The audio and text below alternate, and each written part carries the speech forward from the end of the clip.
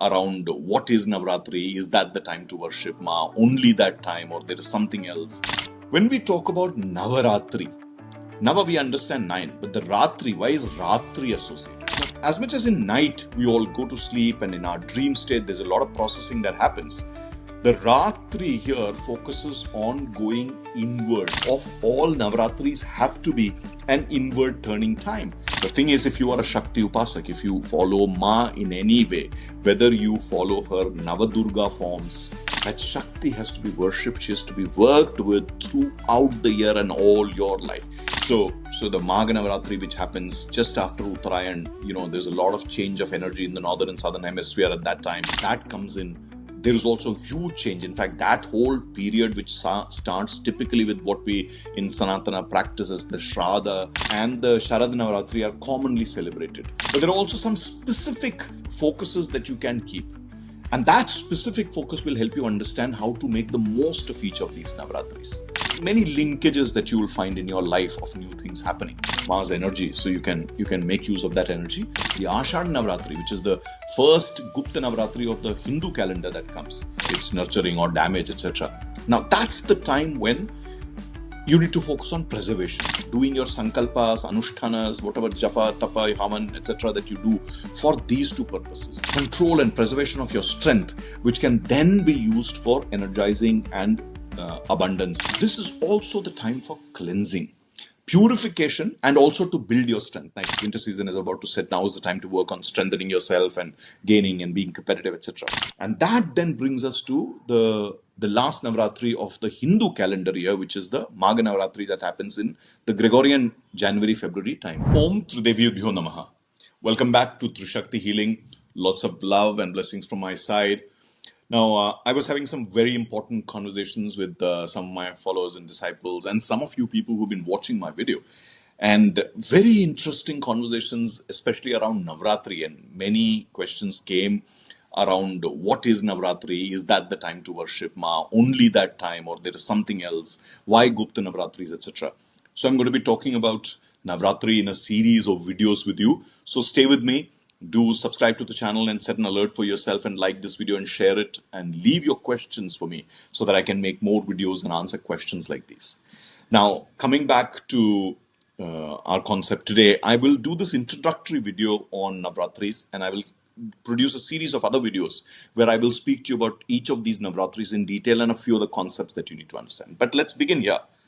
When we talk about Navaratri, Nava we understand 9, but the Ratri, why is Ratri associated with that? Now, as much as in night we all go to sleep and in our dream state there's a lot of processing that happens, the Ratri here focuses on going inward, turning inward. So in a natural process of all Navratris have to be an inward turning time, a time of reflection, a time of tapascharya, a time of great focus. But are Navratris the only time Ma Shakti is supposed to be worshipped? Now, if you are truly a Shakti sadhak, you will know that's not the answer. The thing is, if you are a Shakti Upasak, if you follow Ma in any way, whether you follow her Navadurga forms or you follow her Dasya Mahavidya forms, you will know that Shakti has to be worshipped, she has to be worked with throughout the year and all your life. It's a lifelong pursuit. So you don't suddenly get a bout of bhakti and say, oh, today I am going to start working with Ma and do this. But you don't do Ma's bhakti as a upaya for something. You have to choose your path. If you are a Shakti sadhak, you have to constantly be there with her and work with that. Then why is Navratri required? And that's the beauty of our rishis and all the teachers and gurus of the different sampradayas that are associated with Shakti Upasana.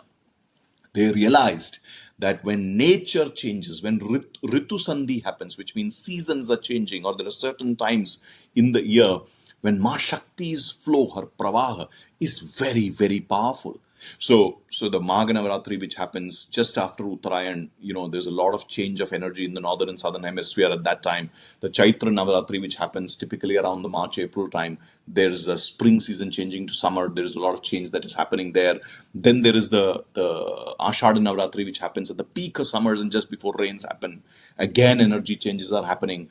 And then within that, then also the Sharad Navratri, which most people celebrate, that comes in. there is also huge change. In fact, that whole period, which starts typically with what we in Sanatana practice as the Shraddha, and all the way up to Deepavali, not just the day of the Lakshmi Pujan, but the 5 days of Deepavali and a few other things associated with that. A whole period is very, very powerful for cleansing. So, in a nutshell, if you're a Shakti sadhak and if you've done your sadhana throughout the year, these are 4 periods in which you can assimilate the peak of Ma's energy and bring it and prevent any kind of imbalance in your life. That's one. The other thing that you need to understand also is that these 4 Navratris are not all known.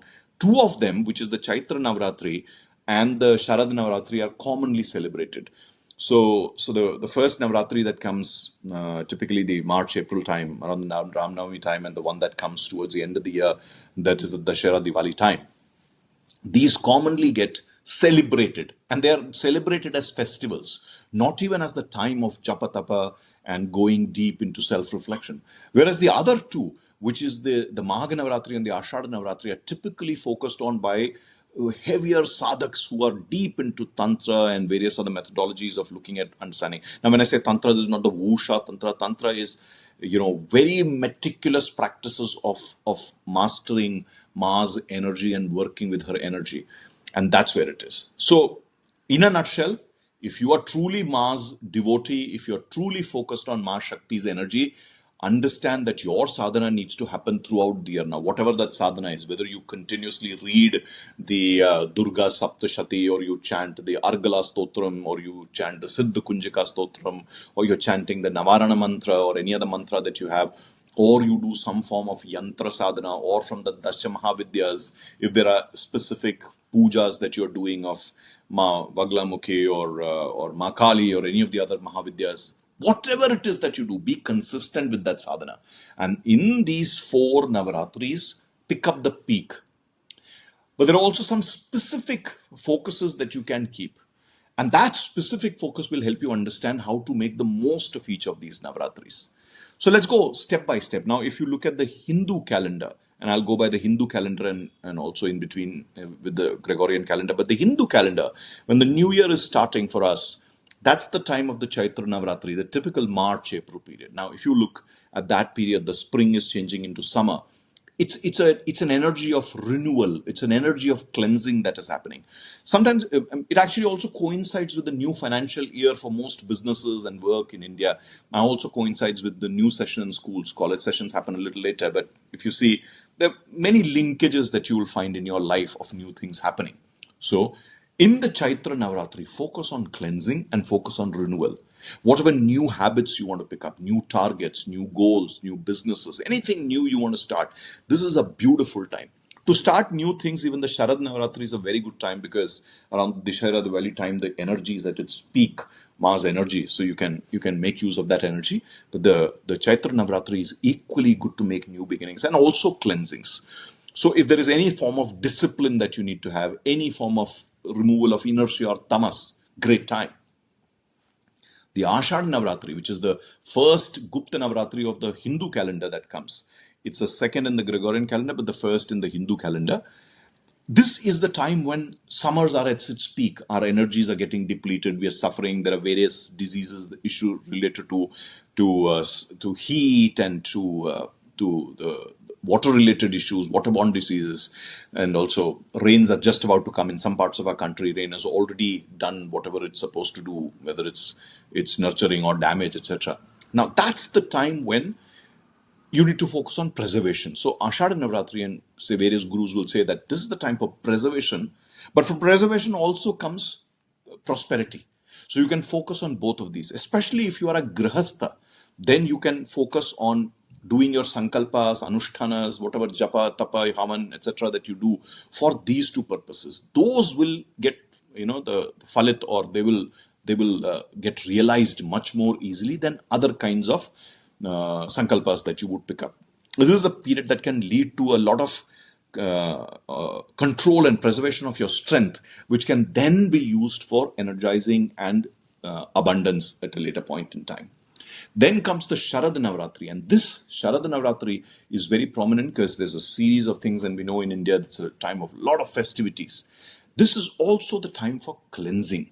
purification, and also to build your strength. Like some of you, if you exercise or if you play sports, you would have seen in India, they would say that, oh, now the winter season is about to set. Now is the time to work on strengthening yourself and gaining and being competitive, etc. Why? Because after the heat has done whatever it needs to do to cleanse your body, now's the time to build up your body again. Same way with life, same way with your household, same way with your habits.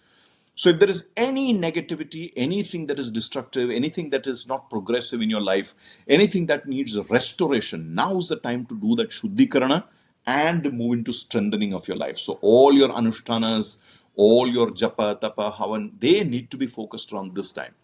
In fact, the Sharad Navratri is the best time to do the fasting process, and it works the best at this time because you're then completely focusing on your rejuvenation. And that then brings us to the last Navratri of the Hindu calendar year, which is the Magha Navratri that happens in the Gregorian January-February time. It's the first Navratri of the Gregorian calendar, but for us in the Hindu calendar, it's the last one. This now at the peak of the winter, and also at this time, the Uttarayan has just started. Sun has started moving into the northern hemispheres. This is the time for great focus on stillness and tapas. So if you have any inertia in you, any transformation that is required, any bad habits that you need to let go, any karmic cleansing that you need to do, if you need to build your inner dridata, this is the time to do it. Any consolidation, this is a great time. So whatever anushtans, japa, tapa, etc. that you pick up that with the focus of stillness and tapas. Very soon, I'm going to do another video and speak a little bit more in detail about just the Magha Navratri. But I hope all this information that I have shared with you is really helpful. It gives you and puts things in perspective. It's very important for us to celebrate all the occasions that come in our Sanatana. But please understand things like Navaratri that come, they are not supposed to be just festivals. These are very deep spiritual occasions. These are very powerful times. Please make the most of it. Please do that avahana of Shakti and bring it inside you and make your life really, really powerful. I will see you very, very soon. Till then, lots of love, lots of blessing. Hope you're able to make good decisions for yourself. Magha Navratri is about to come. Watch out for my next video, and I will see you soon. Till then, Jai Mahakal, Jai Mahakali.